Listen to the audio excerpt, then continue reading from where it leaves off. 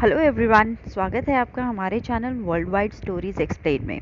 और आज हम अनऑर्थोडॉक्स सीरीज़ का पार्ट 2 एक्सप्लेन करने जा रहे हैं। अगर आपने पार्ट 1 अभी तक नहीं देखा है तो मैं आपसे गुजारिश करूंगी कि आप डिस्क्रिप्शन में उस लिंक को एक्सेस करके पार्ट 1 ज़रूर देख लें, वरना ये स्टोरी आपको समझ में नहीं आएगी। और हमारे चैनल को लाइक सब्सक्राइब करना बिल्कुल ना भूलें।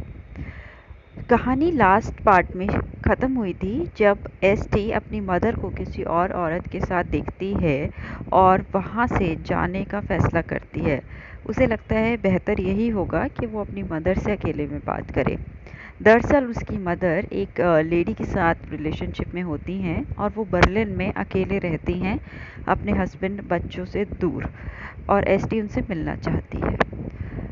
हम देखते हैं कि एसटी वहाँ से निकलने के बाद बर्लिन की सड़कों पर घूम रही है। वो एक आज़ादी का अनुभव महसूस कर रही है। उसे बहुत अच्छा लग रहा है और वो उस सिटी को अपने हिसाब से एक्सप्लोर कर रही है। कहानी एक बार फिर पास्ट में जाती है, जहाँ हम देखते हैं कि एक सुपरमार्केट में एसटी की आंट उसे घुमाने लाई हैं। दरअसल वो उनका तरीका था जिसके तहत वो यंकी की फैमिली से उसे मिलवाना चाहती थी, मगर ये थोड़ा अलग था क्योंकि वो लोग नहीं चाहते थे कि एसटी उन्हें देखे।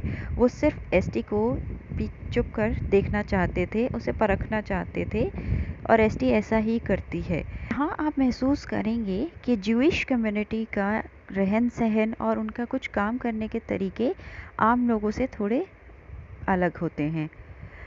खैर, कहानी वापस प्रेजेंट में आती है और हम एसटी को एक कॉफ़ी शॉप में कॉफ़ी ऑर्डर करते हुए देखते हैं।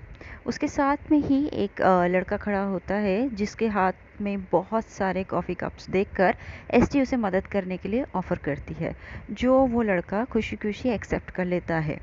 बहुत ही पास में उसका एक म्यूज़िक स्कूल है जिसका वो स्टूडेंट है, जहाँ एसटी उसके साथ उसके दोस्तों से भी मिलती है। वो लोग आपस में बहुत सारी बातें करते हैं और ये एक इंस्टेंट कनेक्शन की तरह बन जाता है, और एसटी एक तरीके से उनके ग्रुप में ही शामिल हो जाती है।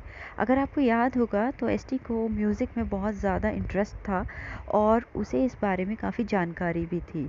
इसी बातचीत के बीच में वो लोग उसे अपने साथ चलने के लिए ऑफ़र करते हैं, जो एसटी खुशी खुशी मान लेती है, और वो सब लोग मिलकर एक बीच के लिए निकल पड़ते हैं। बीच पे पहुंचकर सब लोग पानी में मस्ती करने के लिए निकल जाते हैं। वहीं पर वो लड़का एसटी को बताता है कि लेक के उस पार वो जगह है जहां पर नाज़ी और हिटलर लोगों की एक बहुत बड़ी कॉन्फ्रेंस हुई थी, जिसमें उन्होंने जूश लोगों को मारने की प्लानिंग की थी। ये सुनकर एसटी काफ़ी शॉक्ड हो जाती है। उसका कारण ये है कि जूश लोग अभी भी उन पुरानी बातों को भूलकर अपने प्रेजेंट को एक्सेप्ट नहीं कर पाए हैं। वो उन्हीं यादों को अपने दिल में रखकर आगे बढ़ते हैं और उसी तरीके से अपनी ज़िंदगी जीते हैं। एसटी पहले तो थोड़ा झिझकती है, मगर फिर सबको पानी में मस्ती करती देख एसटी भी धीरे धीरे पानी की तरफ बढ़ने लगती है। अगर आप ये सीरीज़ नेटफ्लिक्स पर देखेंगे तो ये काफ़ी पावरफुल शॉट है, जिसमें एसटी के अंदर की भावनाओं को एकदम साफ रूप से दिखाया गया है कि वो किस तरह आज़ादी को महसूस कर रही है।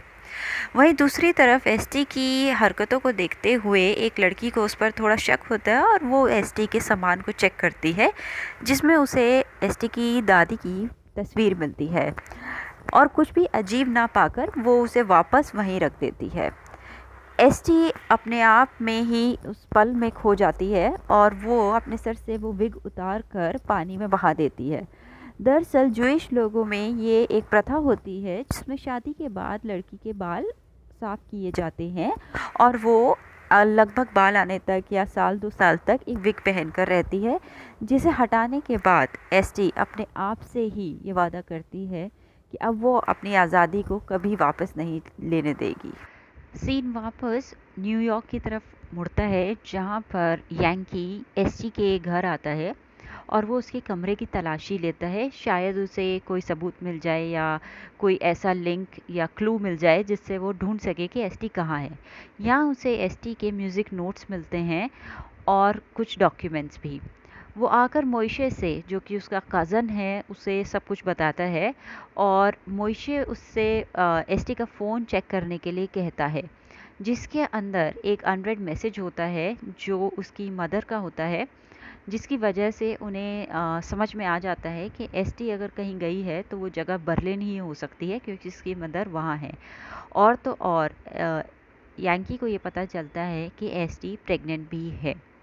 वहीं दूसरी तरफ एसटी उन लोगों के साथ जब बीच से वापस आती है तो उसके पास कोई रहने का ठिकाना ना होने की वजह से वो उसी म्यूज़िक स्कूल में चुपके से घुसकर सबके जाने का इंतज़ार करती है और वहीं कहीं कोने में एक जगह देखकर कुछ शीट्स लेके वहीं सो जाती है।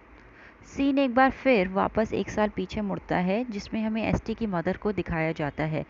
एसटी की शादी पक्की हो गई है, ये खबर सुनकर वो एसटी से मिलने आती हैं और अपनी ग्रैंडमदर के कहने पर एसटी उनसे बात करती है। दरअसल एसटी और उसकी मदर के रिलेशनशिप बिल्कुल भी अच्छे नहीं होते और एसटी को उन्हें उनका आना बिल्कुल भी पसंद नहीं है। एसटी की मदर उसे एक डॉक्यूमेंट देती हैं जो कि उसको अगर कभी आगे ज़रूरत पड़े और वो बर्लिन में आना चाहे तो उसको मदद करेगा।